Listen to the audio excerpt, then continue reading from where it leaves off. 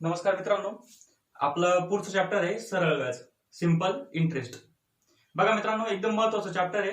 आपण बऱ्याचदा इग्नोर करून देतो. जर समजा तुम्ही राज्यसेवेचा अभ्यास करताय, तुम्हाला असं वाटतं की याच्यावर काही क्वेश्चन येत नाही, पण मागच्याच वर्षी याच्यावर प्रश्न आलेला आहे आणि एकदम सिंपल लेवलचा क्वेश्चन आलाय. याचा अर्थ काय की आपल्याला कोणत्याच चॅप्टरला इग्नोर करायचं नाहीये, प्रत्येक चॅप्टरचा आपल्याला अभ्यास करायचा आहे. जर समजा तुम्हाला वाटतं की हा इम्पॉर्टंट टॉपिक नाहीये, तरी सुद्धा त्याचं बेसिक तरी क्लिअर करून ठेवायचं. म्हणजे याच्यावर एकदम बेसिक क्वेश्चन आला तर जास्त हाय लेवलचे प्रॉब्लेम नाही जमले तरी चालतील, पण सोपे सोपे गणित तरी आपल्याला जमले पाहिजे. म्हणजे प्रत्येक चॅप्टरचं बेसिक तरी आपण क्लिअर करून ठेवलं पाहिजे.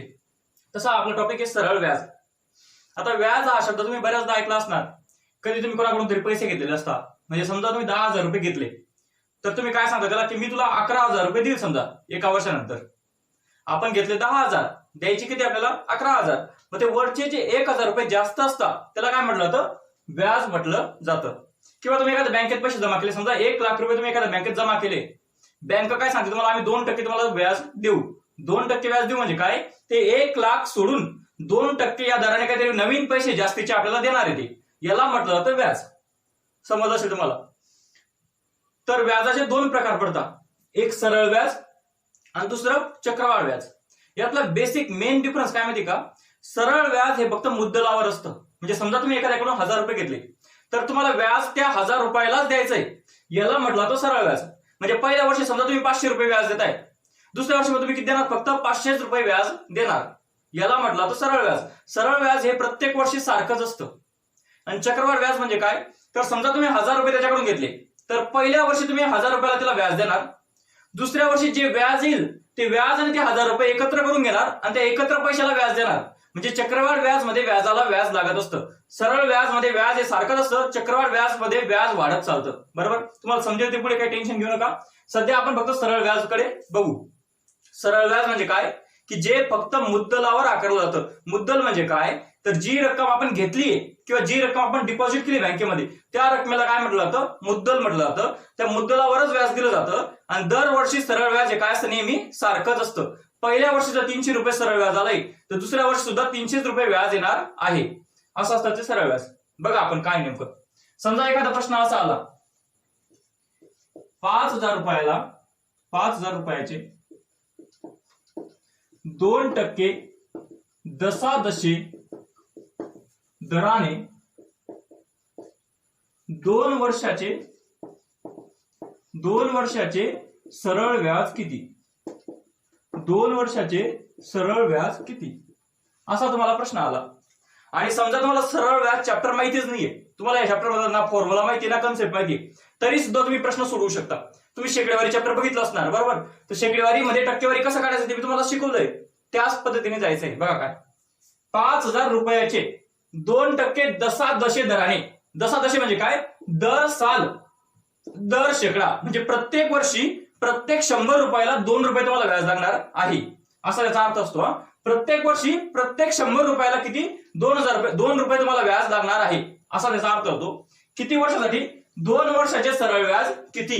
बरोबर, आपण काय करू, फर्स्ट इयरचे व्याज म्हणजे पहिल्या वर्षाचे व्याज आपण काढून घेऊ. पहिल्या वर्षाचे व्याज काढून घेऊ आपण. फर्स्ट इयरचे व्याज कसं येते, 5,000 चे 2%. कसं येते, 5,000 चे 2%. 5,000 चे 2% का सोडवता, तुम्हाला माहिती आहे कसं सोडवता. हा 5,000 चाचीचे म्हणजे काय, गुणाकार. हा 2 टक्केवारी म्हणजे भागीला काय, 100. टक्केवारी म्हणजे काय, भागीला 100.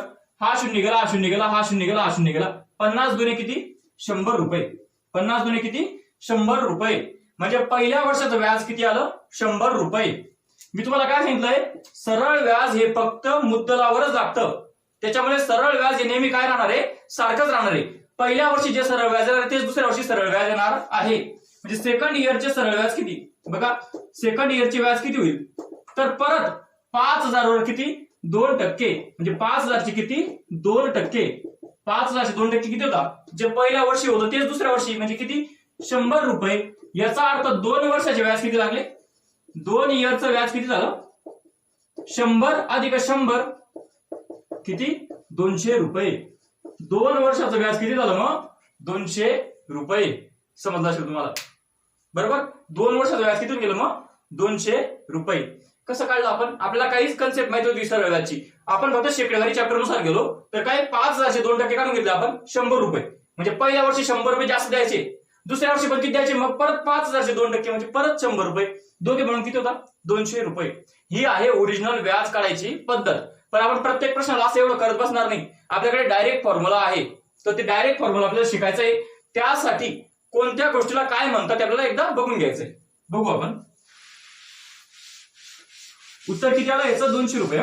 उत्तर किती आलं आपल्याला 200 रुपये उत्तर आलं आहे. बघू आपण आता. बघा, ज्या रकमेवर व्याज आकारलं जातं, ज्या रकमेवर व्याज आकारलं जातं तिला म्हटलं जातं मुद्दल. तिला काय म्हटलं जातं, मुद्दल. आता कोणत्या रकमेवर व्याज आकारलंय, तर 5,000 रुपयावर व्याज आकारलंय, मग तिला काय म्हटलं गेलंय, मुद्दल. बरोबर. मुद्दल म्हणजे समजलं असेल तुम्हाला, ज्या रकमेवर व्याज आकारतात त्याला काय म्हटलं जातं, मुद्दल. इंग्लिश मध्ये त्याला म्हटलं जातं प्रिन्सिपल. इंग्लिश मध्ये काय म्हटलं जातं, प्रिन्सिपल. मग प्रिन्सिपलचा फक्त आपण काय लिहू, पी. पी म्हणजे काय, प्रिन्सिपल. मुद्दलला काय म्हणणार तुम्ही, पी या अक्षरात दाखवणार. किती सध्या या प्रॉब्लेम मध्ये 5,000 रुपये. व्याजाचा दर, व्याजाचा दर, व्याजाचा दर म्हणजे जो टक्केवारी मध्ये दिलाय तो, जो टक्केवारी दिलाय तो काय, व्याजाचा दर 2%. त्याला इंग्लिश मध्ये म्हणतात रेट ऑफ इंटरेस्ट. इंग्लिश मध्ये काय म्हणतात, रेट ऑफ इंटरेस्ट म्हणून काय, आर. समजलं असेल तुम्हाला. आणि तिसरं काळ. काळ म्हणजे काय, किती वर्षासाठी व्याज आपल्याला आकारायचं आहे. तर इथे किती वर्ष आहे, 2 वर्ष. इथे किती वर्ष आहे, 2 वर्ष. इंग्लिश मध्ये म्हटलं जातं त्याला टाइम. इंग्लिश मध्ये काय म्हटलं जातं त्याला, टाइम. बरोबर. पी म्हणजे काय, मुद्दल. आर म्हणजे काय, व्याजाचा दर. आणि टी म्हणजे काय, टाइम. मग आता सिंपल इंटरेस्टचा फॉर्म्युला काय आहे, सिंपल इंटरेस्टचा फॉर्म्युला काय आहे, सिंपल इंटरेस्टचा फॉर्म्युला काय बघा आपण. सिंपल इंटरेस्ट म्हणजे सरळ व्याज, P into R into T भागीला काय, 100. P into R into T भागीला काय, 100. पी किती आहे, 5,000. आर किती आहे, 2%. बरोबर. टी किती आहे, 2 वर्ष. भागीला किती, 100. भागीला किती, 100. हा शून्य गेला, हा शून्य गेला, हा शून्य गेला, हा शून्य गेला.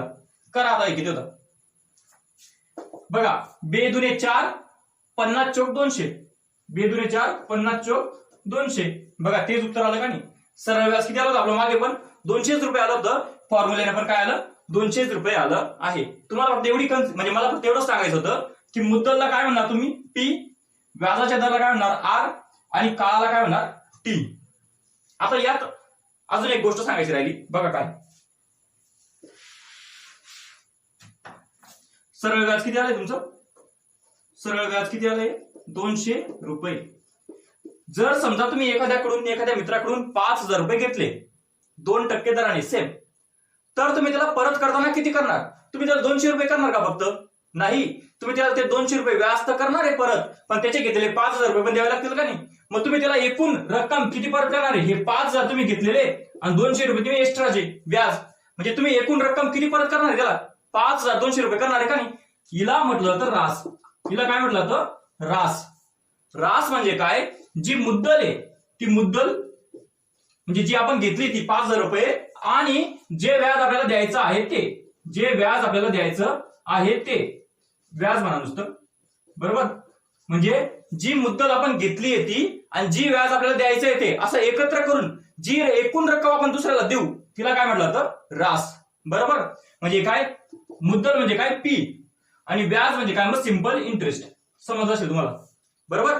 मुद्दल म्हणजे पी आणि व्याज म्हणजे काय, सिंपल इंटरेस्ट. हे एकत्र करून जी रक्कम आपण त्याला टोटल परत करू तिला काय म्हटलं तर रास. या प्रश्नामध्ये काय, त्याच्याकडून घेतलेले आपण 5,000 रुपये आणि 200 रुपये व्याज, टोटल आपण किती परत करणार त्याला 5,200. हिला काय म्हटलं तर रास. एवढं तुम्हाला समजलं असेल. आता पुढे महत्वाचं काय आहे याच्यामध्ये, एक गोष्ट नेहमी लक्षात राहू द्या. व्याजाचा दर, व्याजाचा दर म्हणजे रेट ऑफ इंटरेस्ट हा नेहमी दसा दशे असाच असला पाहिजे. कसा असला पाहिजे, दसा दशे जसा असला पाहिजे. दसा दशे म्हणजे काय, दर साल दर शेकडा, दर साल दर शेकडा.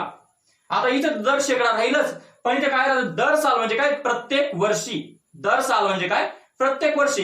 इथे कधी कधी काय होत जातं, ते 6 महिन्याला दर करून टाकतात, कधी कधी 3 महिन्याचा दर करून टाकतात, कधी कधी 24 महिन्याचा दर करून टाकतात. तर अशा दराला आपल्याला काय करावं लागतं, आधी दर साल म्हणजे दर वर्षी याच्यामध्ये आपल्याला ते कन्वर्ट करावं लागतं. ही पहिली गोष्ट. आणि दुसरी गोष्ट महत्वाची, जो आपल्याला टाइम दिलाय म्हणजे हा काळ, हा नेहमी कशामध्ये पाहिजे? वर्षामध्ये पाहिजे. जर तो तुम्हाला महिन्यामध्ये दिलाय, तुम्ही त्याला काय करणार? वर्षामध्ये कन्वर्ट करणार. जर तुम्हाला दिवसामध्ये दिलाय तर तुम्ही कशामध्ये कन्वर्ट करणार? वर्षामध्ये.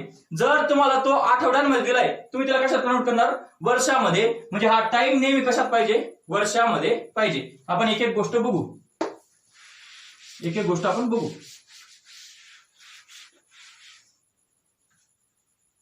जर समजा असा प्रश्न आला, जर समजा असा प्रश्न आला समजा की 5,000 रुपयाचे 2% दशादशी दराने 36 महिन्याचे सरळ व्याज किती? बघा तुमच्याकडे काय काय, पी तुमच्याकडे आहे 5,000, बरोबर. आर तुमच्याकडे आहे 2%, दशादशी दिला आहे का नाही, म्हणजे बरोबर येतो, त्याच्यात काही बदलायची गरज नाही. टी किती दिला इथे? 36 मंथ. एम म्हणजे काय? मंथ. 36 महिने.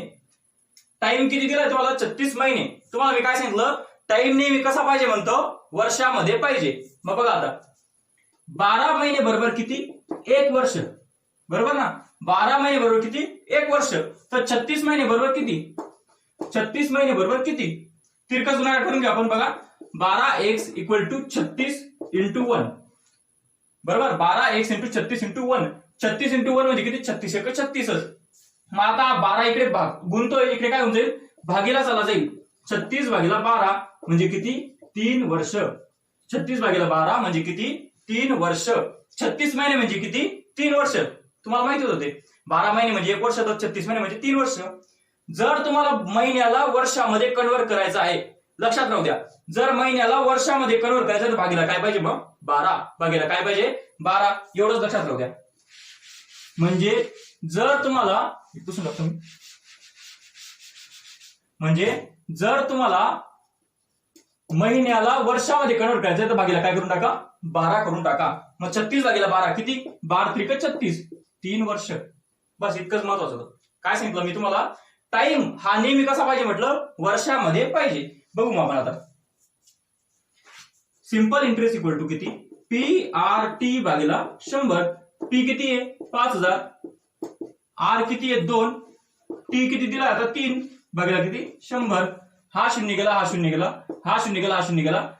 3 × 6 6 × 5 = 30 म्हणजे 300. 300 रुपये. काय केलं? 3 × 6 50 × 30 म्हणजे 300. 50 × 300 म्हणजे 300 रुपये, बरोबर. 300 रुपये सिंपल इंटरेस्ट झालं आहे. जर तुम्हाला रास विचारली असती तर रास किती झाली असती? ती मुद्दल 5,000 आणि 300 रुपये व्याज, टोटल किती झाले असते? 5,300 रुपये. तिला आपण काय म्हटलं असतं? रास म्हटलं असतं. पहिली कन्सेप्ट तुम्हाला समजली असेल की जर तुम्हाला महिन्याचं वर्षामध्ये करायचं तर काय केलं पाहिजे? भागीला 12 केलं पाहिजे. भागीला काय केलं पाहिजे? 12 केलं पाहिजे. आता दुसरं,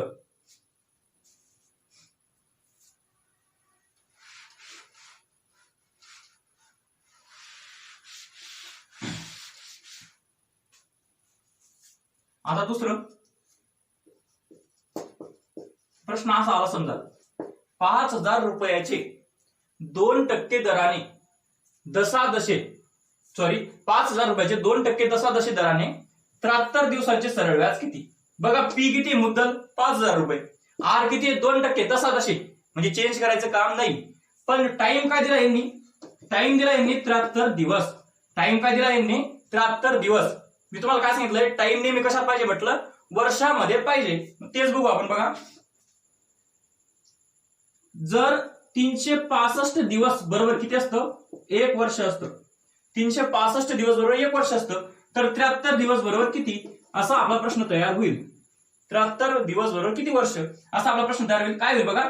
तिरकस गुणाकार होईल. 365x = 73 × 73, बरोबर. 365x = 73 × 73. आता x = किती? 73/365. x = किती? 73/365 वर्ष, बरोबर. 73/365 वर्ष. म्हणजे थोडक्यात काय, जर तुम्हाला दिवसाला वर्षामध्ये कन्वर्ट करायचंय, तर भागीला काय केलं पाहिजे? 365. म्हणजे जर तुम्हाला प्रश्नामध्ये दिवस दिलाय, डे, आणि तुम्हाला कशात करायचं ते इयर मध्ये म्हणजे वर्षामध्ये, तर भागीला काय करा तुम्ही 365 भागीला काय करणार 365 करू आपण इकडे आता काय करायचं तुम्हाला टी बरोबर किती दिलाय 73 दिवस म्हणजे 73 डे, तर काय याला वर्षामध्ये कन्वर्ट करायचंय तर कसं करणार भागीला 365 तुम्ही करून बघा काय होतं 73 गुणिला 5 करा किती होऊन जातं 365.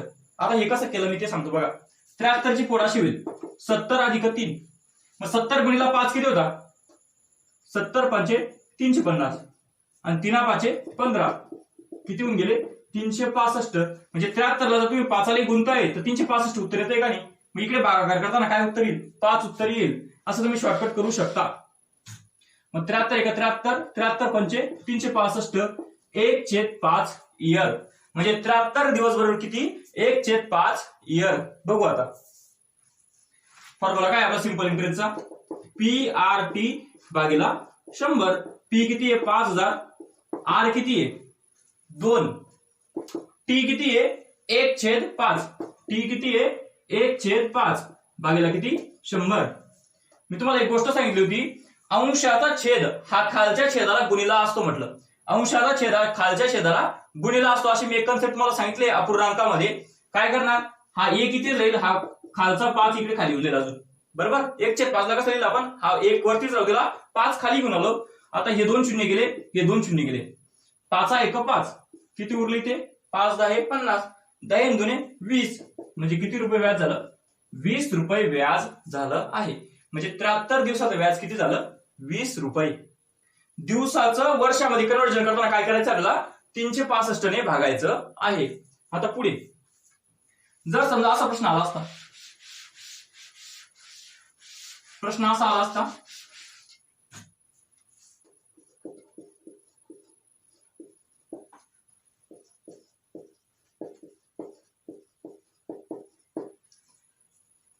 समजा 5000 रुपयाचे 2% दशादशे दराने 26 आठवड्याचे सरळ व्याज किती.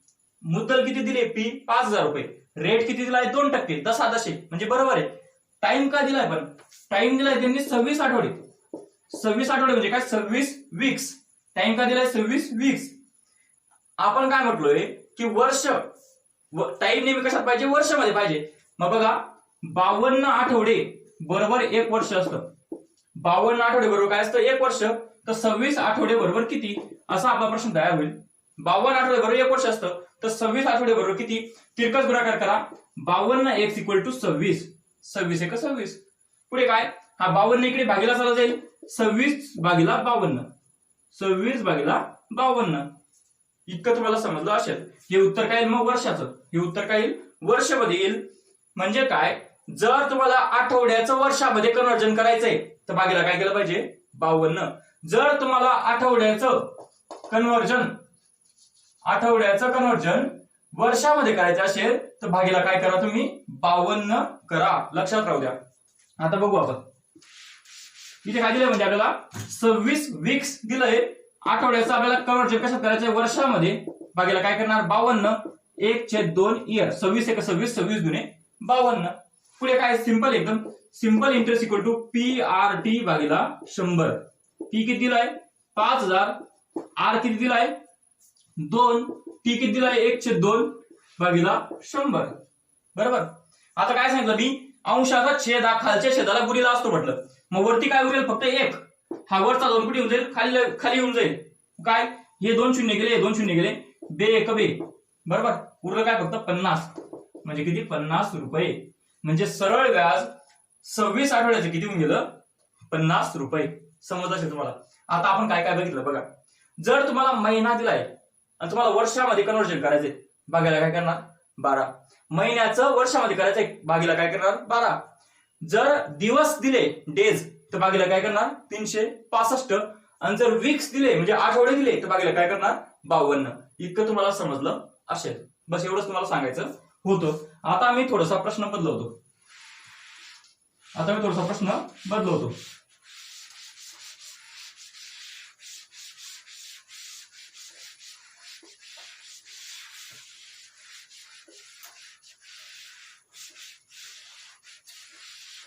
प्रश्न आता बदलू थोडासा. प्रश्न असा आला समजा 1600 रुपयाचे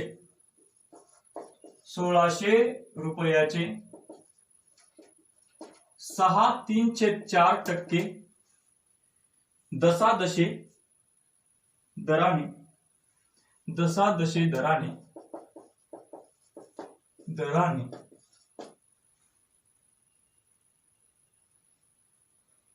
2 वर्ष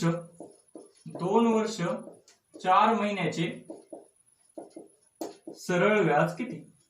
2 वर्ष 4 महिन्याचे सरळ व्याज किती? असा प्रश्न आला समजा. असा प्रश्न आलाय समजा. बघा मुद्दल किती दिली आहे? मुद्दल म्हणजे काय? ज्या रुपयाचं आपल्याला व्याज काढायचंय ते किती रुपयाचं काढायचंय? 1600 रुपयाचं. मुद्दल म्हणजे काय? पी प्रिन्सिपल किती ती? 1600 रुपये. रेट आर म्हणजे काय? तो टक्केवारी मध्ये दिलेला दर 6.3/4%. बरोबर. तुम्हाला पूर्णांक युक्त अपूर्णांक सोडवायचं सांगितलंय मी. कसं सोडवता? या छेदाने याला गुणायचं 6 चोक 24 आणि वरचा अंश त्याच्यात बेरीज करायचा. 6 चोक 24 आणि 3 किती? 27. बरोबर. 6 चोक 24 आणि 3 27 भागिले 4%. बघा तो कसा दिला आपल्याला? दशादशे दरात दिला म्हणजे काही बदलायचं काम नाही. बरोबर. पुढे टाइम किती दिलाय? 2 वर्ष आणि 4 महिने. 2 वर्ष आणि 4 महिने. 2 वर्ष आणि 4 महिने. याचं कसं सोडवता येईल बघा. टाइम आपल्याला कशात पाहिजे? नेहमी वर्षामध्येच पाहिजे. टाइम आपल्याला कशात पाहिजे? नेहमी वर्षामध्येच पाहिजे. करून बघू आपण. बघा 2 वर्ष याचं काहीतरी व्याज येईल अधिक 4 महिने इतकं आपल्याला व्याज येणार आहे. 2 वर्षाचा व्याज येईल आणि 4 महिन्याचं व्याज येईल. टाइम किती आहे? 2 वर्ष अधिक 4 महिने. पुढे बघा या वर्षाला काही कन्वर्ट करायची गरज नाही. वर्षामध्ये दिलं येते म्हणजे 2 वर्ष असं अधिक 4 महिन्याचं वर्षामध्ये कन्वर्जन कसं होईल सांगा. मी तुम्हाला सांगितलंय महिन्याचं वर्षामध्ये कन्वर्ट करताना भागीला काय केलं पाहिजे? 12. महिन्याचं वर्षामध्ये कन्वर्ट करताय भागीला काय करा? 12. 4/12 वर्ष. बरोबर. मग आता वर्ष म्हणजे कॉमन काढून घेतो आपण. उरेल काय बघा? 2 अधिक 4/12 वर्ष. मग हे सोडून बघा काय होईल बघा? 4 1 4 4 3 12 म्हणजे काय आलं ते? 2 अधिक 1/3 वर्ष. तुम्हाला सांगितलंय मी हे असं लिहिताना कसं लिहिता येऊ शकतं? हे असं पण लिहिता येतं डायरेक्ट. 2 अधिक 1/3 ला तुम्ही डायरेक्ट असं लिहू शकता 2 1/3 वर्ष. पूर्णांक युक्त अपूर्णांक म्हणता याला. 2 1/3 वर्ष असं डायरेक्ट लिहिता येतं. बेरीजचं चिन्ह गायब करता येतं. हे तुम्हाला मी अपूर्णांकामध्ये शिकवलं आहे. 2 1/3 वर्ष म्हणजे 2 वर्ष आणि 4 महिने. याला तुम्ही कन्वर्ट कसं केलं? 2 1/3 वर्ष. 2 1/3 वर्ष. परत हे सोडून घ्या. हे कसं सोडवता येईल? जसं आपण हे सोडवलं तसंच. काय सांगितलं मी? या छेदाने याला मल्टिप्लाय करा. 2 त्रिक 6 वरचा अंश त्याच्यात मिळून द्या. किती? 7. 2 त्रिक 6 अधिक 1 7 भागेला जो छेद आहे तो आहे 3 वर्ष. 7/3 वर्ष. आता पुढे काही एवढं अवघड नाहीये. सिंपल इंटरेस्टचा फॉर्म्युला काय आहे? P × R × T भागीला 100. P किती दिलाय? 1600. P किती दिलाय? 1600. R किती दिलाय? 27/4. 27/4 इंटू टाइम किती दिलाय? 7/3. टाइम किती दिलाय? 7/3 भागीला 100. मी तुम्हाला काय सांगितलंय? अंशाचा छेद हा छेदाला मल्टिप्लाय असतो. मग हे कसं लिहिता येईल बघा? 1600 गुणिला हा 27 गुणिला हा 7 भागीला हा 100. हा वरचा 4 इकडे खाली येऊन जाईल. हा वरचा 3 इकडे खाली येऊन जाईल. बरोबर. आता पुढे काय बघा. आता काय एवढं विशेष अवघड नाहीये. हा 1 0 गेला, हा 1 0 गेला, हा 1 0 गेला, 1 0 गेला. 4 1 4 4 चोक 16. 3 1 3 3 9 27. पुढे काय आलं बघा? 7 9 63. हा 4 इंटू 7 9 काय? 63. पुढे यांचा गुणाकार 4 त्रिक 12 हातच्याला 1 6 चोक 24 आणि 1 25 252 रुपये. म्हणजे सरळ व्याज किती झालं? 252 रुपये. बघा मुद्दल डायरेक्ट दिली होती. रेट कसा दिला होता? पूर्णांक युक्त अपूर्णांकामध्ये. हा तुम्हाला सॉल्व्ह करता येतो. छेदाने याला मल्टिप्लाय करा आणि हा बेरीज करून घ्या. 6 चोक 24 आणि 3 27 भागीला 4. पुढे टाइम 2 वर्ष अधिक 4 महिने. 2 वर्ष म्हणजे 2च राहील. 4 महिने म्हणजे कसं? 4/12. बरोबर. 4/12 म्हणजे काय? 4 1 4 4 त्रिक 12 1/3 बरोबर. हे परत सोडून घेतलं कसं 3 दुने 6 अधिक 1 7 भागीला 3. पुढे काय डायरेक्ट फॉर्म्युल्यामध्ये किमती टाकल्या आणि उत्तर तुमचं आलं. हे तुम्हाला इतकं समजलं असेल.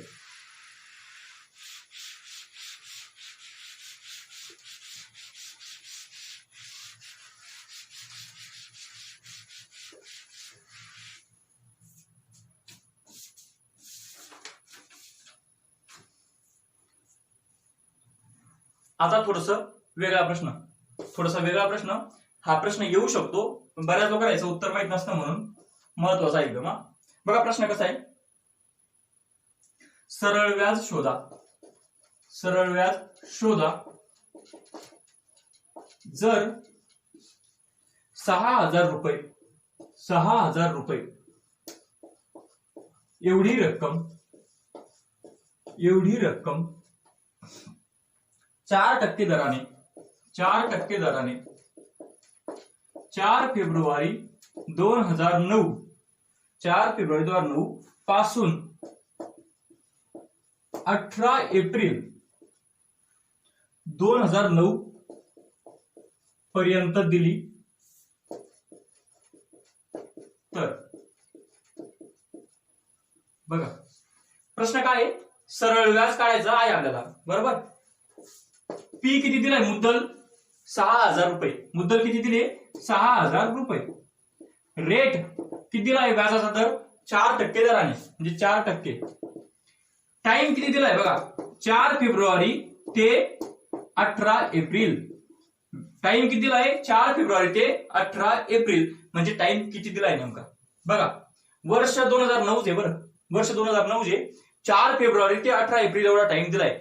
कधी कधी तारखांमध्ये टाइम दिलेला असतो. तारीख दिली का नाही, डायरेक्ट तारखांमध्ये टाइम दिलेला असतो. तर लक्षात राहू द्या, ज्या दिवशी पैसे घेतले ती तारीख धरायची नाही, म्हणजे हा 4 फेब्रुवारी धरायचा नाही. पण ज्या दिवशी पैसे रिटर्न करणार, म्हणजे 18 एप्रिल, ती तारीख धरली पाहिजे. काय सांगितलं मी, ज्या तारखेला पैसे घेतले ती तारीख धरायची नाही, पण ज्या दिवशी पैसे रिटर्न करू ती तारीख धरायची. म्हणजे 4 फेब्रुवारी हा दिवस मोजायचा नाही. मग फेब्रुवारी महिन्यात किती दिवस असतात, फेब्रुवारी महिन्यात 28 दिवस असतात. आणि जर लीप वर्ष असेल तर किती असतात, 29 दिवस असतात. 2009 हे लीप वर्ष नाही आहे. तुम्हाला कॅलेंडर चॅप्टर मध्ये सांगेल मी लीप वर्ष काय असतं ते. 2009 हे लीप वर्ष नाहीये, बरोबर. तर मग याच्यात किती महिने दिवस असतील, फेब्रुवारी मध्ये 28 दिवस असतील. मग 4 फेब्रुवारी आपल्याला धरायचं नाहीये. टोटल 28 दिवस आहे, त्यातले 4 फेब्रुवारी पर्यंतचे दिवस चालले गेले. उरले किती दिवस, मग 24 दिवस. 24 दिवस फेब्रुवारी मधले झाले, बरोबर. पुढे मार्च किती दिवसाचा असतो, मार्च नेहमी 31 दिवसाचा असतो, म्हणजे 31 दिवस मार्चचे, बरोबर. आणि एप्रिलचे किती धरणार मग, तर एप्रिलचे किती पर्यंत, फक्त 18 एप्रिल पर्यंत. म्हणजे काय, ज्या दिवशी आपण पैसे परत केले तो 18वा एप्रिल, तो सुद्धा आपल्याला धरायचा आहे, 18 दिवस. काय केलं बघा, फेब्रुवारीचे 24 दिवस, हा 4 तारीख आपण धरली नाही, बरोबर. पुढचे 24 दिवस, मार्चचे 21 दिवस आणि एप्रिलचे 18 दिवस, पूर्ण शेवटचा दिवस पण धरला आपण. आता किती दिवस झाले बघा, आपण 24 अधिक 31 अधिक 18 किती होतं, 4 आणि 5, 5 आणि 8 13, हातच्याला 1, 2 आणि 1 3 आणि 3 6 आणि 1 7, 73 दिवस, बरोबर. एकच कन्सेप्ट होती, ज्या दिवशी पैसे घेतले ती तारीख धरायची नाही, पण ज्या दिवशी पैसे रिटर्न केले ती तारीख धरायची. पुढे बघा आता 73 दिवस झाले. दिवसाचं वर्षामध्ये कन्व्हर्जन करताना काय सांगितलं मी, भागीला 365, म्हणजे 73 भागीला 365 बरोबर किती, 1/5 इयर. 1/5 इयर. 73 365 ला भागितलं होतं का नाही आपण, किती आलं होतं, 5 आलं होतं, म्हणजे 1/5 इयर. पुढे काय एवढा अवघड नाहीये. काय म्हणजे सिंपल इंटरेस्ट इक्वल टू किती, P into R into T भागीला 100. पी किती होता, 6,000. रेट किती होता, 4. टी किती आहे, 1/5 भागीला 100. काय करणार बघा, हा 5 इकडे भागतोय, इकडे अंशाला भागीला, तो अजून खालच्या छेदाला गुणीला होऊन जाईल, म्हणजे हा वरती 1 उरेल, खाली काय होऊन गेला 5. हे 2 शून्य गेले, हे 2 शून्य गेले. 5 1 5, 12 5 60, 12 चौक 48 रुपये. व्याज किती आलं, 12 चौक 48 रुपये. समजलं असेल. जर तारखांमध्ये टाइम दिलाय तर पहिली तारीख धरायची नाही, शेवटची तारीख धरायची, आणि दिवस मोजून काढायचे. आणि दिवसाला काय करायचं भागीला 365. समजलं असेल तुम्हाला. फक्त हे नवीन उदाहरण होतं, हे आधी बघितलेलं नसेल तुम्ही तर मग हे महत्वाचं उदाहरण आहे. बरोबर. मग आतापर्यंत आपण काय काय बघितलं? आतापर्यंत आपण काय काय बघितलं बघा. पी म्हणजे मुद्दल असते. पी म्हणजे काय असते? मुद्दल असते. आर म्हणजे काय असतो? दर असतो. तो दर कसा असतो? नेहमी दसा दशे असा असतो. आणि टाइम हा नेहमी कसा असला पाहिजे? काळ हा नेहमी वर्षामध्ये असला पाहिजे. टाइम हा नेहमी कसा असला पाहिजे म्हणतो? वर्षामध्ये असला पाहिजे. आता हा रेट दर वर्ष म्हणजे दर साल दर शेकडा असाच असला पाहिजे. कधी कधी रेट बदलून जातो. मी तुम्हाला प्रश्न बदलून दाखवतो बघा. प्रश्न असा आला समजा 2000 रुपयाचे 3 वर्षाचे व्याज किती जर व्याजाचा दर 5% दर 3 महिने दर शेकडा आहे. काय प्रश्न? 2000 रुपयाचे 3 वर्षाचे व्याज किती जर व्याजाचा दर किती म्हणे? 5% दर 3 महिने दर शेकडा. बघा आता मुद्दल किती दिली आहे? 2000. टाइम किती दिला आहे? 3 वर्ष. बघा टाइम वर्षामध्ये दिलाय. आता त्याची टेन्शन घ्यायचं काम नाही. रेट कसा दिलाय मात्र? 5% दर 3 महिने. 5% दर 3 महिने. हा 3 मंथ आहे बरं. 3 महिने. 3 महिन्याला 5%.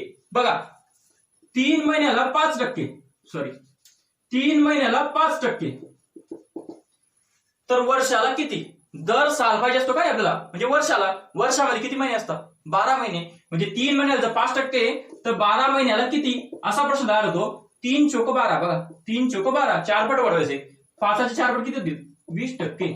बरोबर ना. म्हणजे वर्षाला किती मिळाला तो? 20%. जर 3 महिन्याला 3 महिन्याला 5% तर 12 महिन्याला किती राहील? 3 चोक 12 होता. 5 चोक 20 होतील. हे तुम्ही तिरकस गुणाकार करून पण सोडवू शकता. डायरेक्ट येत असेल पण 3चा 4 पट केला म्हणजे 5चा 4 पट येईल इकडे. म्हणजे किती? 20%. म्हणजे काय उत्तर येईल तुमचं? 20% दशादशे.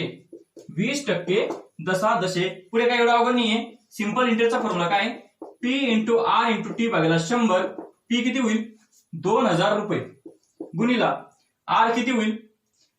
आर आता 5% नाही घ्यायचा. किती घ्यायचा? 20% गुणिला वर्ष किती? 3 भागिला 100. हे 2 शून्य गेले. हे 2 शून्य गेले. 20चा वर्ग 400. 400 त्रिक 1200. 1200 रुपये व्याज होईल. व्याज किती होईल? 1200 रुपये व्याज होईल. बघा 3 महिन्याला 5% तर एका वर्षाला किती होईल? एका वर्षात 12 महिने राहतात का नाही? 3 महिन्याला जर 5% तर 12 महिन्याला 20% होईल का नाही? एवढं आपल्याला काढायचं होतं. जर समजा असा प्रश्न आला असता की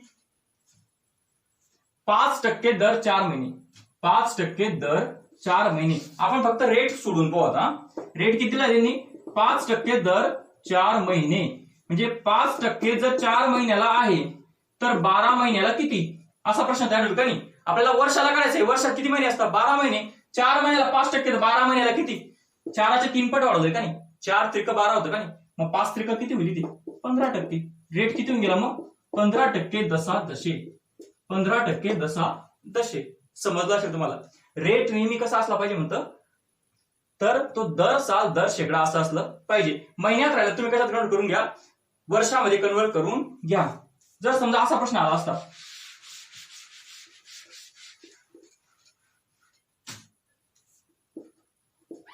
जर प्रश्न असा आला असता की व्याजाचा दर हा 6% दर 6 महिने आहे तर रेट किती आला असता? बघा 6% दर 6 महिने. 6 महिन्याला 6% आहे. बरोबर. 6 महिन्याला किती आहे? 6%. तर 12 महिन्याला किती आला असता? एका महिन्याला 1% दिसतोय का नाही? 12 महिन्याला किती होऊन जाईल मग? 12% होऊन जाईल. बरोबर ना. एका महिन्याला 1% दिसतोय ना. 6 महिने म्हणजे 6%. तर 12 महिने म्हणजे किती? 12%. जर असं आलं असतं 8% दर 8 महिने. 8% दर 8 महिने. इथे 8 आला असतं. इथे 8 आला असता. किती झालं असतं मग? 8% दर 8 महिन्याला तर 12 महिन्याला परत 12% आला असतं. समजलं असेल तुम्हाला. म्हणजे काय? टाइम हा वर्षामध्ये पाहिजे तर रेट म्हणजे व्याजाचा दर हा नेहमी कसा पाहिजे? जसा जसे पाहिजे. एवढं आपलं बेसिक नॉलेज होतं. जर प्रश्न असा आला असता समजा, हा एक प्रश्न आपण सोडून पाहू म्हणजे तुम्हाला समजेल. 24 महिने जर समजा असा प्रश्न आला असता, काय केलं असतं आपण, P equal to 2000, time equal to किती, 3 इयर. आता प्रश्न काय बघा, 2000 रुपयाचे 3 वर्षाचे व्याज किती, जर व्याजाचा दर हा 5% दर 24 महिने आहे. व्याजाचा दर किती सांगितलं त्याने, 5% दर 24 महिने म्हणजे किती, 24 महिन्याला 5% म्हणे. 24 महिन्याला 5%. आपल्याला काय पाहिजे होतं, दर वर्षाला, वर्ष म्हणजे किती, 12 महिने. जर 24%ला 5%, सॉरी 24 महिन्याला 5%, तर 12 महिन्याला किती, 24च्या निम्मे 12 होता का नाही, 5च्या निम्मे किती होऊन जाईल, 2.5. 5च्या निम्मे किती होऊन जाईल, 2.5. म्हणजे किती होऊन जाईल ते, 2.5% जसा जसे. समजलं असेल तुम्हाला. जर तुम्हाला डायरेक्ट कन्व्हर्जन येत नाहीये तर काय करा, इकडे एक्स मानून घ्या, तिरकाच गुणाकार करून घ्या, उत्तर निघून जाईल तुम्हाला. बरोबर, इतकं तुम्हाला समजलं असेल. एवढ्या बेसिक कन्सेप्ट होत्या. फक्त एकच गोष्ट लक्षात राहू द्या, सिंपल इंटरेस्टचा फॉर्म्युला काय, तर simple interest equal to P into R into T भागिला 100. त्यातला T हा नेहमी वर्षामध्येच पाहिजे, R हा नेहमी कसा पाहिजे, जसा जसे असाच पाहिजे. आणि रास म्हणजे काय, जर तुम्ही एखादी रक्कम घेतली तर तुम्ही त्याला व्याज तर देताच, पण ती टोटल रक्कम पण देता का नाही, मग ती पहिली घेतलेली मुद्दल अधिक व्याज या दोघी गोष्टींना मिळून काय तयार होतं, रास तयार होते. म्हणजे जी एकूण रक्कम तुम्ही फेडणार आहेत तिला काय म्हटलं जातं, रास म्हटलं जातं. एवढं होतं बेसिक इंट्रोडक्शन. आता आपण पुढच्या वेगवेगळ्या टाईपचे एक्झाम्पल पुढच्या व्हिडिओमध्ये बघू. तोपर्यंत घरीच राहा, सुरक्षित राहा.